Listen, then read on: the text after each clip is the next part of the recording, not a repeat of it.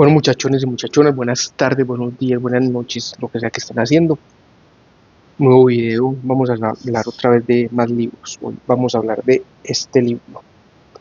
Vamos a hablar del libro Bushido, de el señor Nitobe. En este libro, a ver, un poquito de contexto antes de todo. Yo creo que la gran mayoría vamos a conocer lo que se ha conocido en este lado del mundo sobre el Bushido, ¿cierto? Sobre ese camino del samurái, sobre ese estar dispuesto para morir, sobre ese tipo de cosas que realmente no tienen mucho que ver. Por eso el señor Nitobe, Inazo Nitobe, escribió este libro. El contexto, más o menos resumiendo bastante, el señor Nitobe fue de las primeras personas japonesas en entrar fuertemente al mundo occidental. Después de la apertura de Japón feudal, obligado por los ingleses, él fue uno de los primeros en poder aprender a hablar un segundo idioma, hablar inglés. Fue profesor en varias universidades de Inglaterra y Estados Unidos. Fue un político de un grado bastante alto.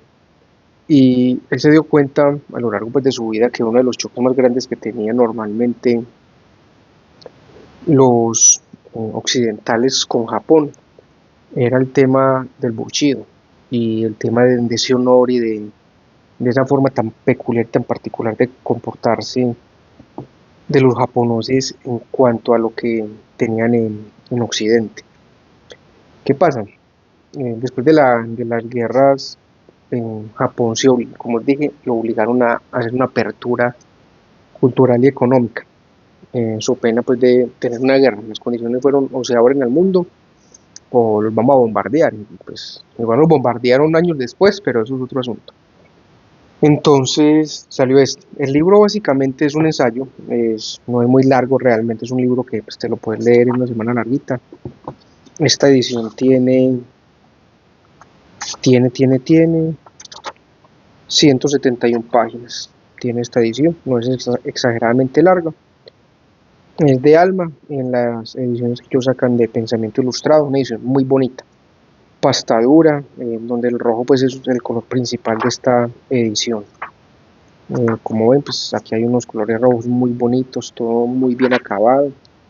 Aquí estos bordes en rosadito al fondo y pues como todas las ilustradas de Alma, eh, trae cada capítulo, nos trae una ilustración que va muy acorde a lo que nos dice cada capítulo. Entonces la verdad, en cuanto a presentación, está muy bien.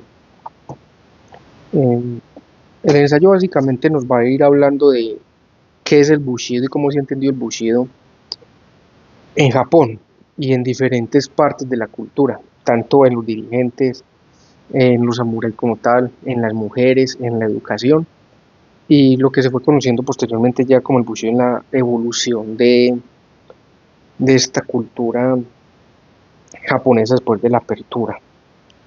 Es un libro que no es fácil de leer, no es difícil de leer, perdón, se lee relativamente fácil y pues está muy bien. ¿Por qué les quería hablar de este libro? Porque me surgió el tema hablando hace unos días con unos amigos sobre algunos aspectos que se ven de la cultura japonesa en películas, en anime, en mangas, donde se ve un sacrificio muy grande de muchos personajes por cuestiones que para uno puede decir, pues yo no me sacrificaría por esto. Pero es la forma en la que se entendía el Bushido. Obviamente está más dramatizado y más exagerado en estas obras pues, de cultura popular, pero tiene esa raíz, el entender por qué prima el honor sobre cualquier otra cosa, porque incluso para honrar el honor propio o el de una persona muchas veces eh, es necesario buscar la muerte o arriesgarse a la muerte o estar dispuesto a ella. En el libro nos van a hablar, Nitobe nos habla de varios ejemplos. Hay uno que les quería leer, pero enseguida pues les hablo sobre ese tema porque igual serían como 5 hojas. Nitobe nos habla de cómo se fue creando este respeto. El Bushido se entiende más allá de, como decía aquí pues el código del samurái, el camino para estar dispuesto a morir. era más un código de conducta y un código de honor de todas las personas. Hay que entender eh, cómo fue la evolución de todo este asunto, ¿cierto? De todo lo que fue el Bushido. Nos habla en cuanto a las mujeres y bien hay que entender, como les venía diciendo, que el libro se escribió hace más de 200, 300 años. Sí, como 300 años, ya no me acuerdo. Eh, Va a tener unos tintes machistas, obviamente. No podemos juzgar una obra escrita hace más de 100, 200 años con los estándares éticos, morales y sociales de hoy en día. Se debe juzgar la obra en el contexto en el cual fue escrita la misma. Entonces, en esa época, así se vivía, así eran los tratos y pues más allá de juzgar si está bien o mal, hay que entender cómo fue escrito. Entonces nos habla, por ejemplo, de el papel de la mujer en el Bushido, donde la mujer no tenía un papel de guerra, no tenía un papel de, de conflicto. Si bien sí hubo mujeres pues, que estuvieron al pie del cañón muchas veces en todo el mundo, también en Japón, el Bushido de la mujer se enfrascaba en la honra y el honor del marido y de la familia. No era una mujer que era particularmente ilustrada, no era una mujer que era particularmente aguerrida, pero sí era una mujer que debía dar todo para que el honor de su esposo no se maltratara, para criar bien a sus hijos en cuanto a lo básico, en cuanto a honor, en cuanto a respeto, en cuanto a el comportamiento social básico. Y si eran hijas, entrenarlas pues, o educarlas en cuanto a cómo se debía portar. Las mujeres sí eran ilustradas, sobre todo en asuntos artísticos y culturales, tema danza, tema baile, tema pintura, incluso escritura. Pero ese era su código, ¿cierto? En cuanto a los hombres, era el honor a la familia, el respeto a la familia, el dar todo para que la familia estuviera bien en cuanto a las posibilidades, ¿cierto?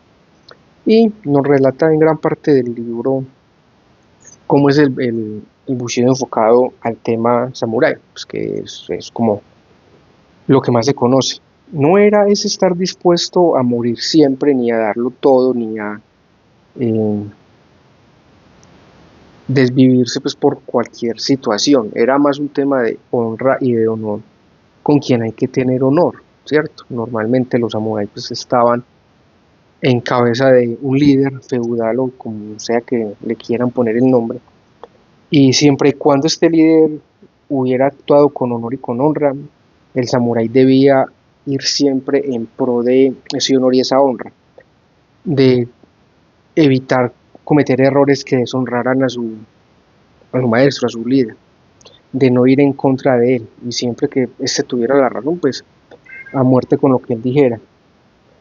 Hay una situación que nos la describen que es la que les digo que les pensaba leer, a ver si la encuentro aquí rápidamente. Es acá en página 116 del libro, pero es que son como 5 páginas. Es un relato largo. Eh, También en el libro nos hablan de por el seppuku, que era este último sacrificio que podían hacer que se les concedía, porque realmente era un honor que se le concedía a ciertas personas que si bien se habían equivocado y su error era tan grande que merecía un castigo de muerte, pues se le concedía ese honor de hacerlos ellos mismos, ¿cierto? De hacer ese último sacrificio ellos mismos, conservando su honor. La parte que les quería decir, está en el 116, es la primer registro viable, fidedigno, de una persona de Occidente contemplando esta ceremonia del seppuku. Se da porque hubo un general que ordenó la muerte de unos ingleses, de unos políticos ingleses. A la final su decisión fue equivocada, pero para que se le perdonara la vida a sus subalternos, él dice, yo acepto el castigo, yo acepto la muerte, y por ese valor le dieron la posibilidad de morir con seppuku. Esto entonces nos cuenta en este capítulo, nos relatan esa, esa ceremonia donde se les permitía a unos ingleses ir a presenciarlo.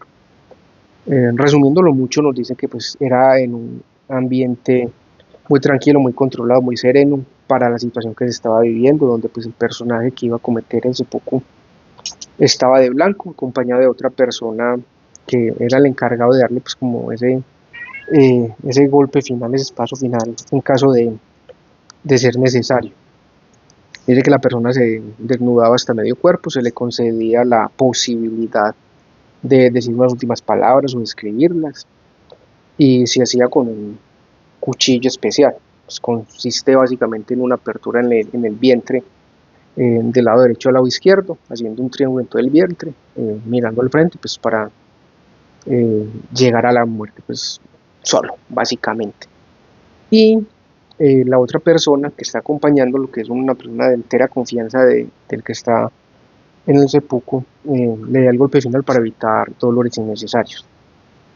Entonces, fue la primera narración de alguien occidental que estuvo en esa ceremonia. La relata al final como algo muy digno, algo muy ceremonial, algo extremo lo considera, pero muy respetable pues, la forma en la que lo elabora.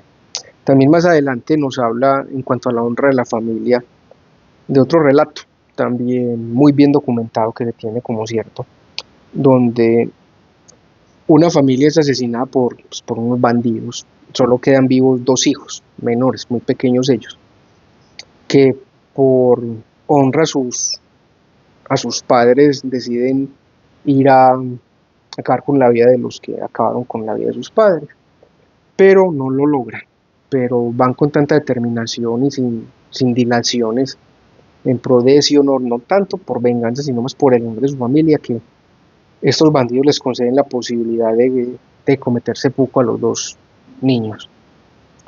Le dicen a ellos que había uno mayor y uno menor, le dicen al menor que pues lo haga primero él para que no vea sufrir al hermano mayor, y el pequeño pues como con mucha mente fría y con mucho honor y mucha conciencia en el momento, dice que no, que quiere que primero lo haga el hermano mayor para él poder ver qué es lo que tiene que hacer, no hacerlo mal y así no deshonrar a toda la familia, y pues les conceden pues como ese honor de, de cometer seppuku para honrarlos y no pues morir asesinados ahí vilmente. El libro básicamente nos habla de todos estos asuntos. También hay algo que nos resume bien en cuanto al tema samurái y el seppuku y la honra y el por qué dar honra a una persona que pues, lo ha dado todo. Y es algo que hay una película que se llama 48 Ronin. Hay un canal que se llama de una chica española, se llama Rose Bonnet, les voy a dejar el video aquí abajo. Ella habla sobre todo de historia, muy linda, muy inteligente, muy buen video ella, sobre pues todos los videos de ellos están excelentes, pero sobre todo este, en el que nos cuenta la historia de estos 48 Ronin. Un Ronin básicamente, les voy a resumir un poquito la historia porque pues les voy a dejar el video para que vean bien el resumen de la película en el video Rose. Es un hecho histórico documentado, le hicieron una película, más o menos buena la película, cada cual dirá si la ven, donde un Ronin es un samurái que se quedó sin líder, es un samurái errante. El líder de estos 48 eh, fue condenado a muerte por unas provocaciones, por unas injusticias que le cometieron, y estos Ronin, después de la muerte, por 2 años, planean eh, su venganza contra la persona que causó la muerte de su maestro. No la planean en un tono de venganza como tal, sino por restaurar la honra de su maestro, de su líder. A la final pasan mil cosas, 2 años después consiguen esta venganza y son condenados a muerte. Son condenados a muerte por seppuku. A los todos se les concede la muerte por seppuku. De ellos, desde que idearon el plan, sabían cuál iba a ser la consecuencia, sabía que pues les iba a acarrear la muerte, pero por 2 años estuvieron planeando todo este acto, todo este controversia, toda esta guerra para vengar bueno, no para vengar, para recuperar la honra de su maestro. Se les concede morir por seppuku a todos, menos a uno, que es el encargado de darle difusión y de escribir todo lo relacionado con eso. Entonces a ese nivel llegaba el Bushido y la honra y el honor que se debía respetar para todos. Entonces así termina la película pues es buena, es entretenida, Rose la cuenta muy bien.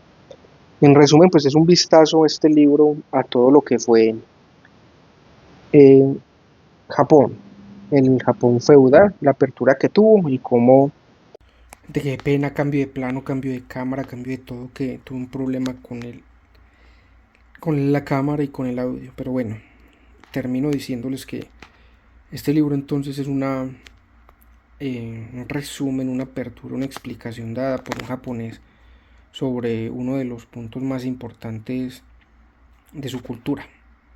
Una explicación clara de qué es el Bushido, cómo se ha interpretado a lo largo de todas las estructuras sociales del Japón feudal, y al final nos hace unas reflexiones del Bushido en la época moderna, ¿cierto?